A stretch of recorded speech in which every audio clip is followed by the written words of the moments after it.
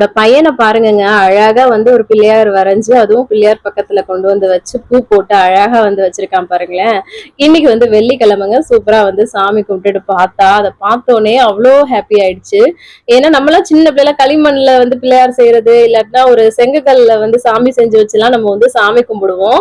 அதெல்லாம் எனக்கு இப்ப இருக்க பிள்ளைங்க பாருங்களேன், டிராயிங் பண்ணி வைக்கிற மாதிரியே இருக்குது. நம்ம விளையாண்ட மாதிரிலாம் இவங்க வந்து விளையாட முடியல. உள்ளுக்குள்ளே என்னெல்லாம் பண்ண முடியுமோ அந்த மாதிரி இருக்குது. எனக்கு இத போய் பார்த்தோனே அவ்ளோ ஷாக்கிங்கா இருந்தது.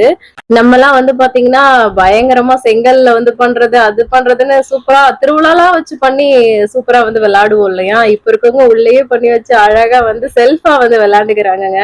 இருந்தாலும் அழகா டிராயிங் பண்ணியிருக்கான் இல்லையா? மறக்காம கமெண்ட்ஸ்ல எப்படி இருக்குன்னு சொல்லுங்க சரிங்களா? அதுக்கப்புறம் இன்னைக்கு வந்து ஃப்ரைடே தான். இருந்தாலும் வந்து பாத்தீங்கன்னா, ஹஸ்பண்ட் வந்து சிக்கன் வந்து ஆர்டர் பண்ணிட்டாங்க மதியத்துக்கு மேல. அதனால வந்து சிக்கன் வந்து பண்ணியாச்சுங்க. ஏன்னா நாங்க அடுத்து வந்து நவராத்திரி விரதம் இருக்க போறதுனால. சோ அதனால தான். தேங்க்ஸ் ஃபார் வாட்சிங்.